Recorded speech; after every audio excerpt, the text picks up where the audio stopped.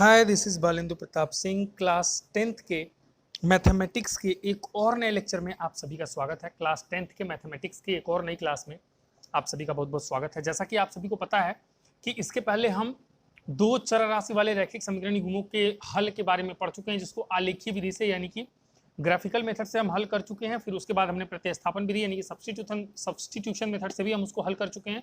और अब हम करने जा रहे हैं विलोपन विधि, जैसा कि यहाँ पे लिखा हुआ है, या फिर इलिमिनेशन मेथड, इससे हल करने जा रहे हैं। देखते हैं कि इलिमिनेशन मेथड या विलोपन विधि से कैसे हल होता है और ये क्या होता है। चलिए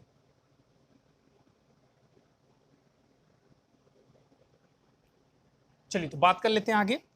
देखिए, विलोपन विधि, जैसा कि नाम आपको खुद बता रहा है, विलोपन, हिंदी में विलोपन शब्द जो है ये कहीं ना कहीं कहां से बना हुआ है? विलोपन, या फिर आप कह सकते हो विलुप्त।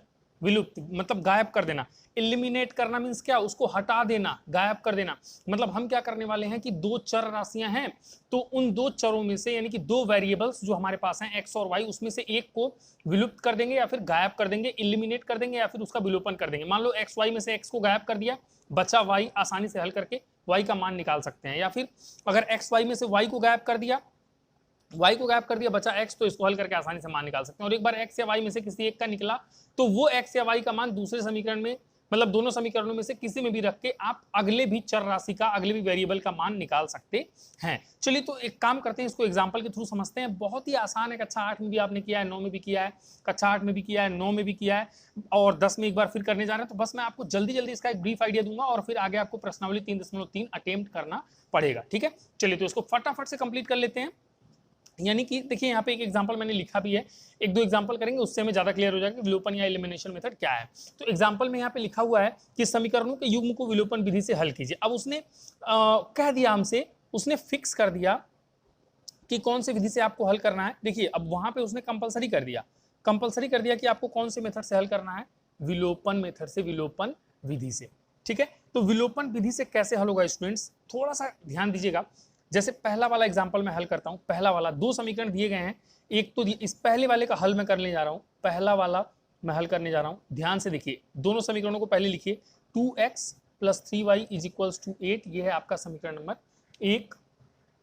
ठीक है, और 4x + 6y = 7, ये है आपका इक्वेशन नंबर 2। अब इसमें क्या करना है आपको, ऊपर नीचे इसको ऐसे ही लिख लेना होता है। ठीक है, अब आपको ध्यान देना होता है कि इन दोनों समीकरणों में कैसे किसी एक को गायब कर सकते हैं। जैसे यहाँ पे 2x है, यहाँ पे 4x है, अगर यहाँ पे भी 4x हो जाए तो पहले में से दूसरे को अगर घटाएंगे तो 4x में से घट के 0 हो जाएगा। आपको घटा के या जोड़ के ही किसी भी एक राशि, एक चर राशि को आपको विलुप्त करना है, गायब करना है। ठीक है, तो आप यहाँ पे देख लो, सिंपल है।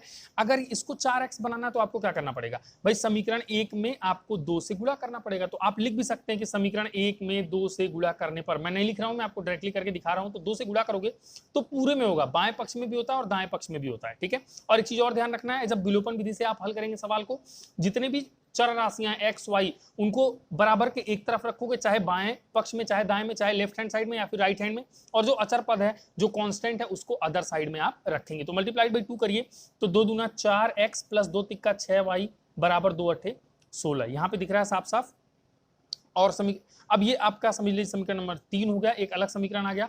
और इसको ऐसे ही लिख दीजिए, 4x + 6y = 7, समीकरण नंबर 4, ये ऐसे ही लिख दिया। अब इन दोनों को जोड़ने या घटाने पे देखिए क्या होगा। एक काम करते हैं, 3 में से 4 को घटा देते हैं। तो आप लिख भी सकते हैं, घटाने पर मैं डायरेक्टली कर रहा हूं, तो आप घटाएंगे तो चिन्ह बदल जाएगा। कोई भी चीज घटाने से क्या होता है, साइन उसका चेंज हो जाता है। ठीक है, तो ये माइनस, ये प्लस का माइनस, और ये भी प्लस का क्या हो जाएगा, माइनस। यहाँ से 4x कटता दिख रहा है, 6y कटता दिख रहा है। यानी कि यहाँ आप देख रहे हो कि x भी कट गया और y भी क्या हुआ, कट गया। यानी कि ना तो x बचा यहाँ पे और ना ही y बचा। जब x और y में से कोई नहीं बचा तो आप क्या कह सकते हैं स्टूडेंट्स, क्या कह सकते हैं कि इस रैखिक समीकरण युग्म का कोई हल नहीं है। क्योंकि अगर x बच जाता तो x को हल करके निकाल लेते, y बच जाता तो y को हल करके निकाल लेते। यहाँ पे तो गड़बड़ हो गया ना, गड़बड़ ये हो गया कि कुछ भी नहीं बचा। तो यानी कि जब इसमें कोई चर ही नहीं बचा तो आप कह सकते हैं ये वाला घटना होने के बाद कि दिए गए रैखिक समीकरण युग्म का कोई हल नहीं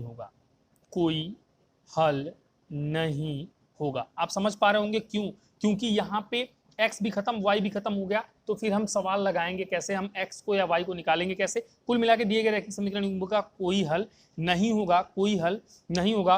और जब हल नहीं होता है, कोई भी हल नहीं होता है स्टूडेंट्स, तो रेखाएं कैसी होती हैं, ये रेखा युग्म कैसा होगा, चलो यहाँ पे लिख देता हूँ, ये रेखाएं कैसी होंगी, असंगत रेखाएं, असंगत रेखाएं।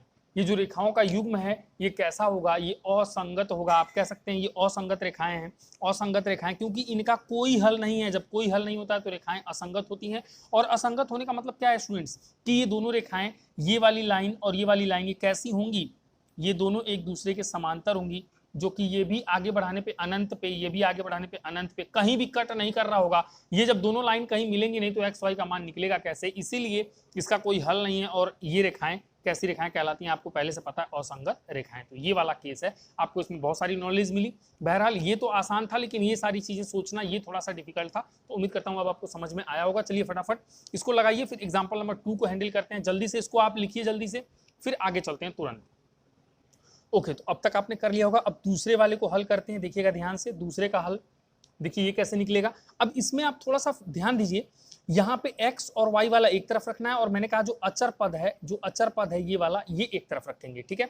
तो इसको आप कैसे लिख सकते हैं, आप लिख सकते हैं, आप इसको ऐसे भी लिख सकते हैं, ax, चलिए इसको लिखिए, तो आप लिख सकते हैं इसको ax प्लस by, और इसको राइट साइड में भेजिए तो बराबर ये माइनस a प्लस ए हो जाएगा और प्लस बी माइनस बी हो जाएगा। ये समीकरण नंबर 1 तैयार हो गया। ऐसे ही इसको भी अरेंज करिए, एक्स वाई एक तरफ, बाकी लोग एक तरफ, तो ये हो जाएगा B X minus A Y is equals to, ये माइनस ए उधर गया तो प्लस ए, और माइनस बी उधर गया तो प्लस बी। ये समीकरण नंबर 2 हो गया। ओके, अब इन दोनों को हल करना है। देखिएगा ध्यान से, किसी एक को विलुप्त करना है तो दिमाग लगाना पड़ेगा, कैसे विलुप्त होगा आप ध्यान देना। यहाँ पे ये वाला बी वाई है और ये ए वाई है, यानी कि अगर इसके पास ए आ जाए तो ये ए बी वाई हो जाएगा, और इसके पास बी आ जाए तो ये भी क्या हो जाएगा, ए बी वाई, और एक प्लस एक माइनस दोनों को जोड़ेंगे तो खत्म हो जाएगा।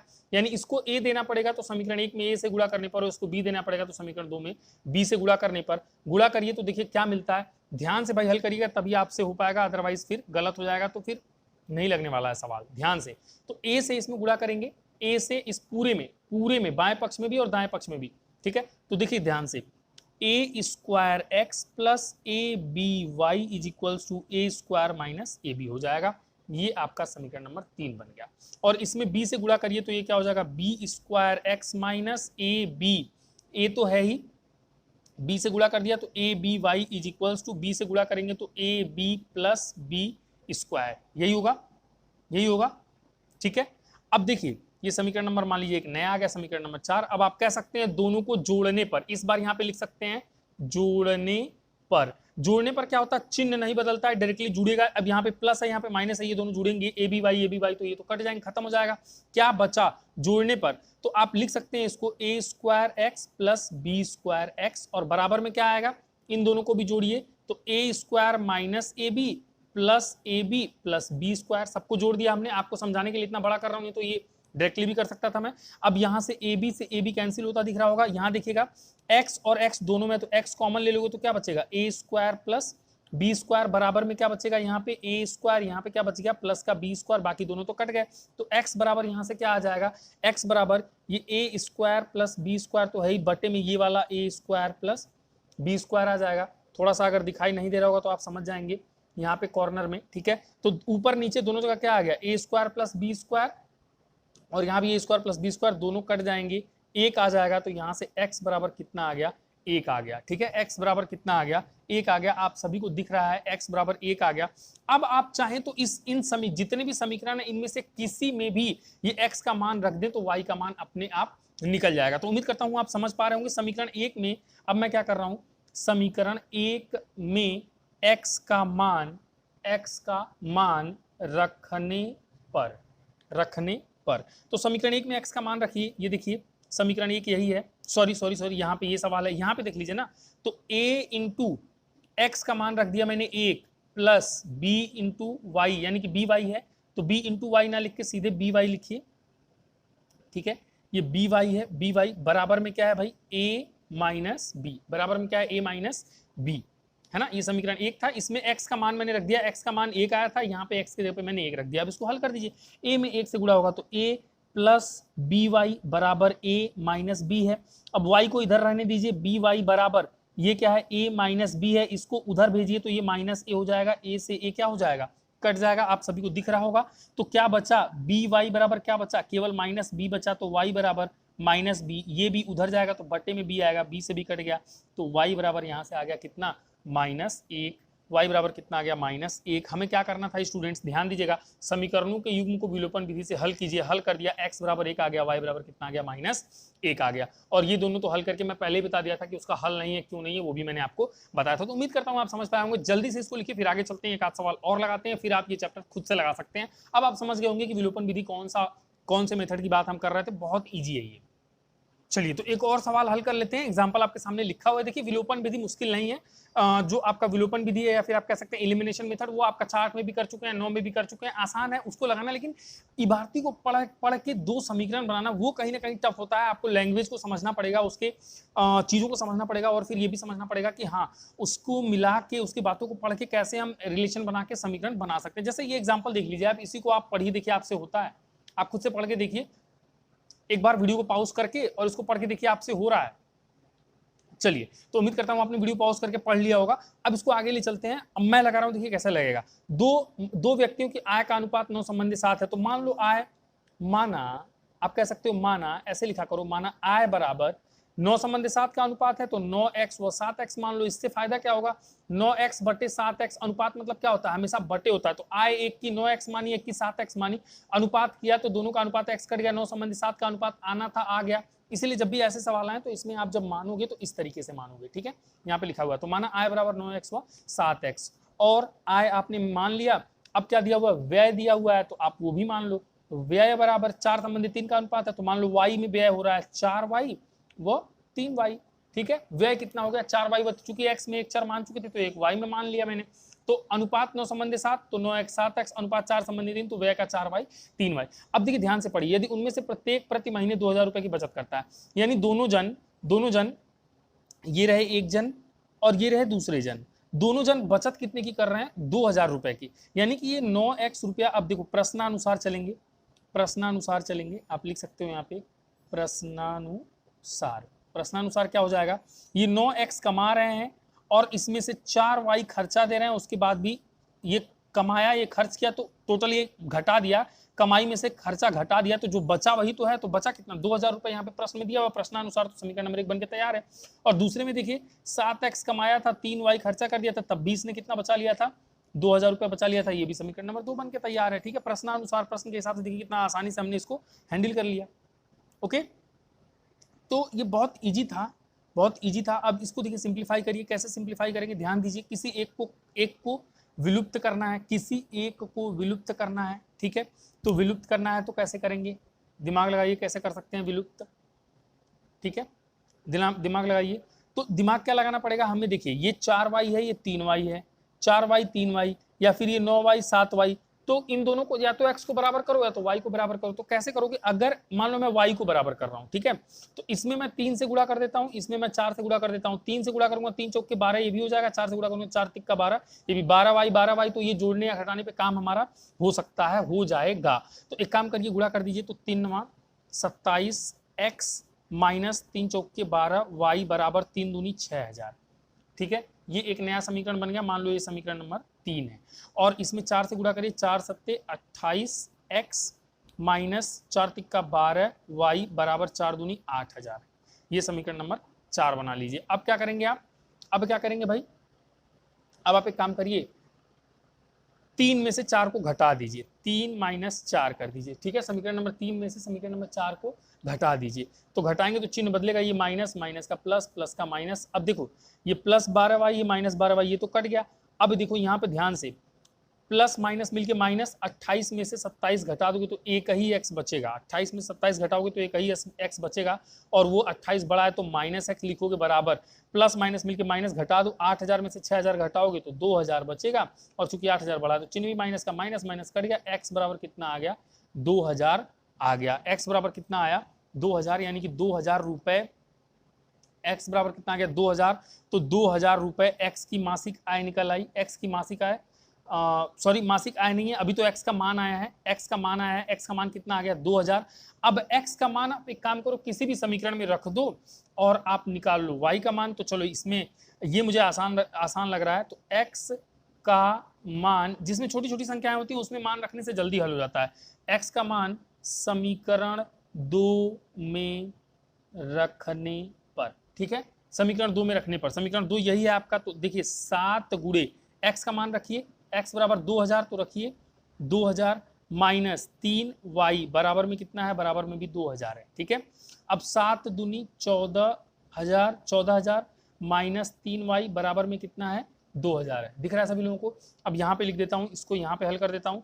तो 14000, एक काम करो 3y को दाएं पक्ष में भेज दो तो इधर हो जाएगा 14000 माइनस 2000 को इधर लाओगे, बराबर में कर दिया तुमने 3y।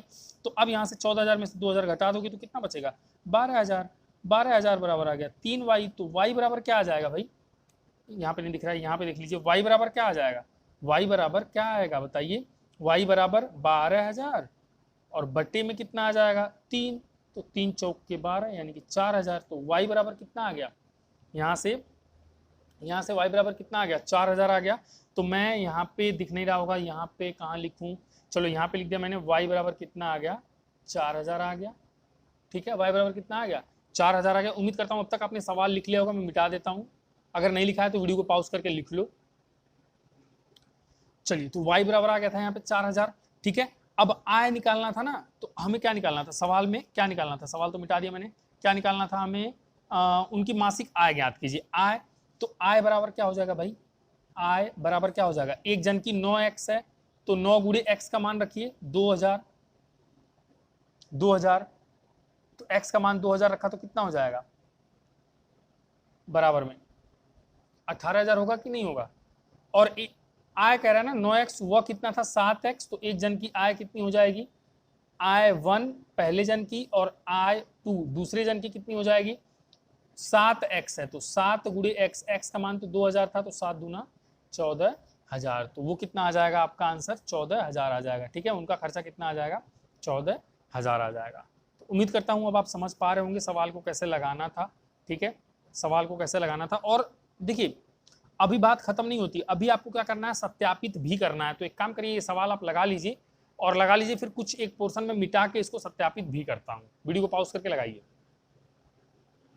ओके, तो सत्यापन करते हैं। सत्यापन के लिए क्या करना पड़ेगा, x और y का मान समीकरण में रख के देखना पड़ेगा दोनों में कि उसका बायां पक्ष बराबर दायां पक्ष हो रहा है कि नहीं हो रहा है। तो एक तो पहला समीकरण क्या था आपके पास, 9x माइनस 4y बराबर कितना था 2000 था, और आपको पता है x बराबर कितना आया था 2000 और y बराबर कितना आया था, आई थिंक y बराबर 4000, मुझे याद है y बराबर कितना आया था 4000 आया था, ठीक है। तो यहाँ से 9x माइनस 4y बराबर 2000, ये समीकरण नंबर 1 था। और 7x माइनस 3y बराबर भी 2000, ये समीकरण नंबर 2 था।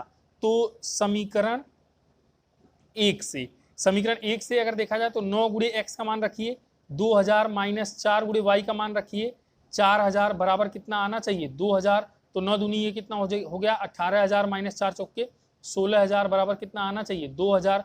तो 18 में से 16 घटाओगे तो 2000 बचेगा, 2000 बराबर 2000, तो इसलिए ये सत्यापित हो गया। और समीकरण 2 से 2 को भी सत्यापित कीजिए, तो आप कह सकते हैं समीकरण 2 से 7 गुणे x यानी कि 2000 माइनस 3 गुणे y यानी कि 4000, और ये भी बराबर आना चाहिए 2000 के। देखते हैं तो 7 दूना 14000 हो गया, माइनस 3 चौके 12000 हो गया, बराबर आना चाहिए 2000 के, ये 2000 बचा बराबर आ गया 2000 के LHS बराबर RHS, इसलिए ये भी क्या हो गया सत्यापित हो गया। तो उम्मीद करता हूं अब आप समझ पा रहे होंगे। चलिए एक एग्जांपल और करा देता हूं जल्दी से, और उसके बाद फिर आपको मैं प्रश्नावली 3.2 आपके स्क्रीन पे दिखा दूंगा। जिनके पास बुक नहीं है वो वहां से देख के सवाल को लगाएंगे। और मैं एक रिक्वेस्ट और करूंगा कि सवाल लगा के भेजो भाई, क्या कर रहे हो, सवाल तुम लोग लगा नहीं रहे हो, घर पे प्रैक्टिस करो, प्रैक्टिस नहीं करोगे तो फिर कैसे काम चलेगा। सवाल को लगाइए भाई, जितना भी मैंने कराया है वो सब तो आपको पूरा करना ही है, जितने भी एग्जांपल्स वगैरह कराए हैं, थ्योरीज जितनी बताई हैं, सब कुछ वो आपको करना ही करना है। 110% जो एग्जांपल्स बच गए इनकी, जिनके पास किताब है वो भी लगाएं, और साथ के साथ ये जो प्रश्नावली है इसको लगा के खत्म करो भाई। 3.1 3.2 मैंने आपको पूरा स्क्रीन पे दिखाया हुआ है, किताब नहीं भी है तो वहां से लगा सकते हो, और अब तो 3.3 भी लगाना पड़ेगा। जल्दी से करके भेजो। रोमिया एक स्टेशनरी की दुकान में गई, अच्छा जी, और 9 रुपए में 2 पेंसिल तथा 3 रबर खरीदी। उसकी सहेली सोनाली ने रोमिला के पास रोमिला के पास नई तरह की पेंसिल और रबर देखी और उसने भी 18 रुपए में 4 पेंसिल और 6 रबर खरीदी। प्रत्येक पेंसिल तथा रबर का मूल्य ज्ञात कीजिए। अच्छा जी, ऐसा होता है आमतौर पर जब स्कूल खुलते हैं तो बच्चे देखा देखी करते हैं कि कौन सा मतलब ज्योमेट्री बॉक्स अगर एक जने के पास कोई वाला दिख गया अच्छा वाला तो सभी लोग खरीदने की कोशिश करते हैं, सोचते हैं हम भी ले लें, हम भी ले लें। बैग नया नया, कॉपी पेन, ऐसा होता है। तो आमतौर पर वही स्टोरी आपके सामने रखी गई है कि रोमिया है, रोमिला है, रोमिला, ठीक है, रोमिला, कोई भी नाम रख लो यार, फर्क नहीं पड़ता है, ठीक है। चलो, तो वो मिट रहा है वहां पे, चल नहीं रहा मार्कर, ये रोमिला थी, ठीक है, रोमिला। तो कुल मिला के देखो, प्रत्येक पेंसिल तथा रबर का मूल्य ज्ञात कीजिए। ऐसे सवाल को हैंडल करने के लिए जब कुछ समझ में आए ना आए तो जो निकालना है उसको पहले मान लो। प्रत्येक पेंसिल तथा रबर का मूल्य, तो मान लिया पेंसिल का मूल्य, माना यही निकालना ना, इसी को मान लो, अपने आप कुछ न कुछ हल होके आएगा ही। माना पेंसिल का मूल्य बराबर x रुपया, ये मान लो, और रबर का मूल्य ज्ञात कीजिए, तो रबर का मूल्य बराबर y रुपया। माना पेंसिल का मूल्य बराबर x रुपया और रबर का मूल्य बराबर y रुपये, यही निकालना था, पहले मान लो। अब प्रश्न के हिसाब से चलना शुरू कर दो। प्रश्नानुसार चलोगे तो अपने आप कोई ना कोई समीकरण बनेगा और अपने आप सवाल को हल करने में आसानी होगी। देखिए, रुमिला एक स्टेशनरी की दुकान में गई और 9 रुपए में 2 पेंसिल तथा 3 रबर खरीदी। अच्छा, एक बात सोचो, अगर एक पेंसिल का मूल्य x रुपया है तो 2 पेंसिल का मूल्य कितना होगा, 2x रुपया होगा। अगर एक रबर का मूल्य y रुपया है तो 3 रबर का मूल्य 3y रुपया होगा। और ये कुल रुपया मिला के उसने कितना पे किया है, 9 रुपया। लो, बन के तैयार हो गया समीकरण नंबर 1। ऐसे आपको दिमाग लगाना होता है। देखिए कितना ईजी है, ठीक है। अब देखिए आगे चलिए, उसकी सहेली सोनाली ने रोमिला के पास नई तरह की पेंसिल और रबर देखी और उसने भी 18 रुपए में 4 पेंसिल, तो एक पेंसिल x रुपए में, तो 4 पेंसिल 4x रुपए में, और 6 रबर, एक रबर y में, तो 6 रबर 6y रुपए में, और मिला के उसने कितना रुपया दिया, 18 रुपया दिया। ये हो गया समीकरण नंबर 2, ठीक है। तो आपको ये ध्यान रखना है कि आप कह सकते हो कि आपने क्या किया, आप ये भी कह सकते हो माना एक पेंसिल का मूल्य और एक रबर का मूल्य, ताकि आपको कंफ्यूजन ना हो, ठीक है। वैसे तो अंडरस्टूड था, लेकिन फिर भी आप मान लीजिए, लिख दीजिए साफ साफ कि एक पेंसिल का मूल्य x, एक रबर का मूल्य y, वही आपसे पूछा है। तो अगर ऐसा है प्रश्न के हिसाब से, तो 2 पेंसिल यानी कि 2x प्लस 3 रबर यानी कि 3y मिला के 9 रुपया, और 4 पेंसिल यानी कि 4x और 6 रबर यानी कि 6y मिला के 18 रुपया। समीकरण 1 और 2 बन गया। अब इसको हल करने में आप चाहे जितना समय लगा लीजिए, वो आपकी मर्जी है, आप देख लीजिए कैसे हल करेंगे। विलोपन विधि से करना है तो चलिए हल करते हैं इसको, फटाफट से दिमाग लगाते हैं। बराबर, तो ये 4x है ना, अगर इसमें 2 से गुणा कर दें तो ये भी 4x हो जाएगा, कुछ ना कुछ जुगाड़ लग जाएगा, है ना। तो चलिए करके देखते हैं, ध्यान से देखिए। 2 से गुणा करेंगे तो क्या होगा, 2 दूना 4x प्लस 2 तिक्का 6y बराबर 2 नुमा 18 हो गया। समीकरण नंबर 3 समझिए, और 2 को वैसे ही लिख दीजिए, 4x प्लस 6y बराबर 18, ये समीकरण नंबर 4 हो गया। अब आप थोड़ा सा दिमाग लगाएंगे, स्टूडेंट्स, थोड़ा सा माइंड लगाएंगे, तो यहाँ पे आपने नोटिस किया होगा कि 3 और 4 तो एक जैसे हैं। 3 और 4 कैसे हैं, एक जैसे हैं, यानी कि ध्यान दीजिएगा, 3 और 4 एक जैसे कैसे हो गए, 4x plus 6y, 4x plus 6y बराबर 18 बराबर 18। ये तो ऐसा केस हो गया ना कि a1 बाई a2 जो है वो बराबर हो गया b1 बाई b2 के, और वो बराबर हो गया c1 बाई c2 के, बराबर हो गया c1 बाई c2 के। और ये कंडीशन जब बनती है, ये इन दोनों का ये कंडीशन है, आपने देखा कि a1 बाई a2 एक हो गया, ये भी एक हो गया, ये भी एक हो गया, एक बराबर यानी कि a1 बाई a2 बराबर b1 बाई b2 बराबर c1 बाई c2। अगर ऐसा होता है तो इस केस में कैसी रेखाएं मिलती हैं, संपाती रेखाएं। और संपाती रेखाओं का हल कैसा होता है, संपाती रेखाएं और हल कैसा होता है, आपने पढ़ा होगा अनंत हल। इसीलिए आपको हर एक वीडियो लेक्चर ध्यान से देखना चाहिए। और क्लास 10th में बहुत ही लॉजिकल सवाल पूछा है आपसे, बहुत ही लॉजिकल एग्जांपल है, इसीलिए मैंने इसको करवाने की सोची, क्योंकि ये थोड़ा सा लॉजिकल था, थोड़ा मजेदार था, कहीं ना कहीं आपको एक्स्ट्रा नॉलेज की जरूरत थी, इसलिए मैं ये लेके आया, अदरवाइज ये मैं नहीं लाता। तो रेखाएं कैसी हैं, केवल विलोपन विधि के लिए नहीं, आपको ये लॉजिक सिखाने के लिए लाया हूं कि जब ऐसा चीज आप देखिए कि अरे ये तो अचानक से दोनों सब कुछ बराबर हो गया, तो आप चेक करिए कि a1 by a2, b1 by b2, c1 by c2,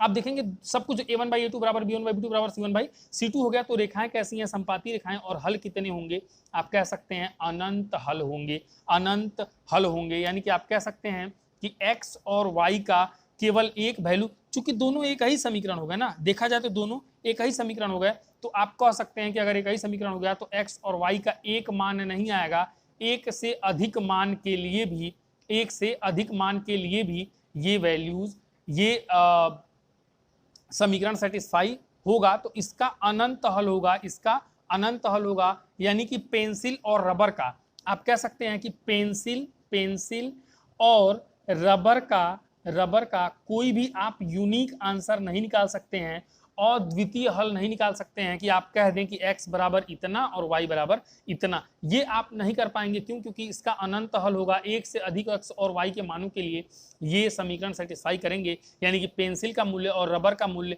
कितना हो तो अलग अलग कई मूल्य हो सकता है और कई मूल्यों पर ये समीकरण सेटिस्फाई हो सकते हैं। तो आपको ध्यान देना चाहिए। और वैसे भी आपको पता है कि भाई अगर रोमिला को जिस रेट पे मिला होगा उसी रेट पे सोनाली को भी मिला होगा, तो कहीं ना कहीं ये तो होना ही था। अब देखिए आप कहेंगे कि फिर भी सर आप एक आंसर बताओ, दो आंसर बताओ। देखो ना, x बराबर तुमने एक रखा, मान लो सपोज दैट x बराबर एक रखा, तो दो एक करने कितना हो गया? दो हो गया। और y बराबर तुम क्या करो, y बराबर रख दो, y बराबर भी रख दो, दो रखोगे तो दो तिक्का छः, छः छः दो आठ, नहीं बनेगा।